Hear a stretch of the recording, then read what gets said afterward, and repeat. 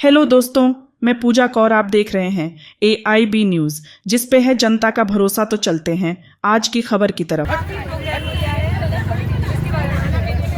सबसे पहले तो यहाँ के सभी जनता को, मलार वासियों को नवरात्रि का त्यौहार चल रहा है। नवरात्रि के त्यौहार की ढेर सारी शुभकामनाएं देता हूँ। 2 दिन के बाद दशहरा है, दशहरे के भी शुभकामनाएं देता हूँ। मैं आप सभी लोगों को कहना चाहता हूँ, महानगर पालिका के निधि से अर्थ संकल्प निधि रहता है, उससे तहत ये पूरे मलार में सीमेंट रोड कंक्रीटीकरण के काम हो रहे हैं और इसका हमने आज शुभारंभ किया है। और इसका वर्क ऑर्डर आने में थोड़ी देरी हुई और एक महानगर पालिका का नियम है, अक्टूबर से ये रोड के काम को शुरुआत हो रही है और इसके तहत आज ये रोड के काम 12 तारीख को आचार संहिता है, 2 दिन के अंदर काम इतना फास्ट कैसे होता है? ऐसा है। ये काम का प्रोसीडिंग हमने कई महीनों से किया था। बीच में चुनाव का समय था, आचार संहिता थी, लेकिन ये काम की तो शुरुआत हो चुकी है। ये आज से ही काम शुरू हुआ है। इसमें किसी भी प्रकार की आचार संहिता कहीं बाधा नहीं आएगी। आचार संहिता इलेक्शन कल डिक्लेयर हो या 8 दिन के बाद डिक्लेयर हो, लेकिन ये काम की आज शुरुआत हुई है। ये काम की सौगात मलार के नागरिकों को योगिता कोहली के प्रयत्नों से मिली है और ये काम शुरू बीजेपी पार्टी लोगों के लिए काम करती है और लोगों के लिए काम करते वक्त लोगों के हर सुख दर्द में पूरी तरह सहयोग देती है। और आज भारतीय जनता पार्टी के बारे में आपको इतना ही कहना चाहूँगा कि भारतीय जनता पार्टी कोई भी काम चुनाव को मद्देनजर रखते नहीं करते हैं। जिस दिन भी चुनाव होगा, भारतीय जनता पार्टी हर बार चुनाव के लिए तैयार है। और जैसे ही चुनाव होगा, ये जो अपोजिशन पार्टी का नैरेटिव फैलाने का काम पूरे देश में चल रहा है, महाराष्ट्र में चल रहा है, उसको नेस्तनाबूद करेंगे और भारतीय जनता पार्टी उसको पूरी तरह जवाब देगी। मलार की जनता के लिए आपने जो ये मूल सुविधाओं का प्रयास किया है, तो अभी और कुछ है इसके लिए आगे?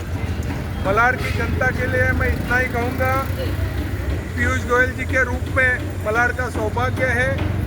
खासदार तो बने हैं, लेकिन वो केंद्रीय मंत्री हैं और उनके तहत आपने एक खाली जलवा देखा होगा, जो मिड चौकी का ब्रिज शायद मलार को जनता को और 4 महीने के बाद मिलता था, लेकिन उन्होंने वो ब्रिज के बाद 2 बार दौरा किया और वहीं से कमिश्नर से लेके सभी जो अथॉरिटी है उनको निर्देश दिए और ट्रैफिक कमिश्नर को सभी जनता के सामने बात करके ट्रैफिक की जो गाड़ियाँ आ रही थी, मटेरियल की गाड़ी आ रही थी, उनको ज़्यादा परमिशन दी।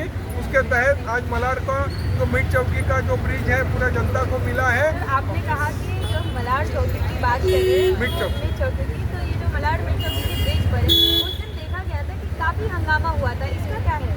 आज जहाँ हमने ये रोड के ओपनिंग किए, वहाँ मैंने एक बात आपको कही कि यहाँ के एक झूठे आमदार है असलम शेख, वो 5 साल कुछ भी नहीं करते। और सभी को मैं जनता को आह्वान देके कहूँगा और चैलेंज देके आपके मीडिया के जरिए असलम शेख को चैलेंज देके ये बात कहूँगा, ये महानगर पालिका का काम है।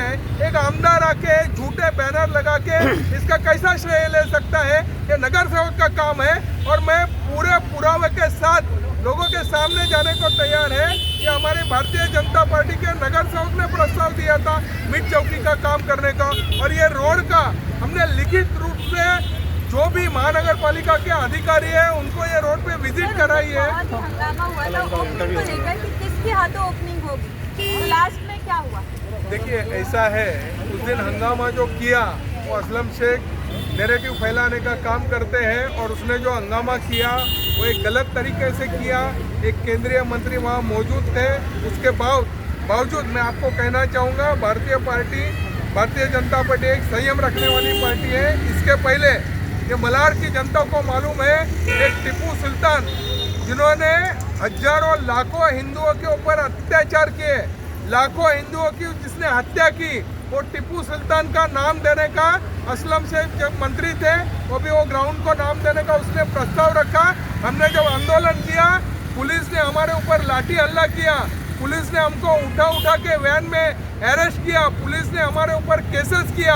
हमने रामनवमी का जुलूस निकाला और रामनवमी के जुलूस के हमारे ऊपर पुलिस ने केसेस किए, लेकिन उसके बावजूद भी आज भारतीय जनता पार्टी का शासन होने के बाद हम लोग ने संयम रखा और उस ब्रिज का उद्घाटन आदरणीय पीयूष गोयल जी ने ही किया और यहाँ के मलाड के जनता को एक सौगात दिया। लेकिन वीरेंद्र चौधरी जी का कहना है, जो वार्ड 33 के नगर सेवक हैं, उनका कहना है कि असलम शेख जी के हाथों ओपनिंग हुई थी। इस पर आप क्या कहना चाहेंगे? देखो, ये वीरेंद्र चौधरी एक कांग्रेस का नगर सेवक बोलता है ना, जी।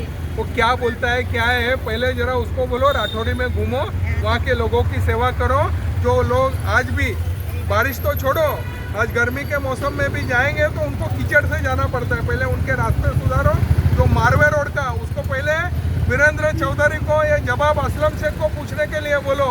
जो असलम शेख का ऑफिस है, वहाँ से जो गोपाल शेट्टी जी ने पूरा मारवे रोड का प्रस्ताव दिया, वहाँ कितने सालों तक लोगों को इसने इस तरह परेशान किया कि अपनी खुद की जगह छोड़ी नहीं, और बहुत हमने आंदोलन करने के बाद और जबरदस्ती हमने जगह लेके लोगों को रास्ता दिया, और रोड क्यों नहीं खोला वो पहले उसको पूछो। सुनील जी, एक लास्ट सवाल है हमारा कि मलाड की जनता जानना चाह रही है कि आने वाले आगामी चुनाव में बीजेपी का चेहरा कौन होगा?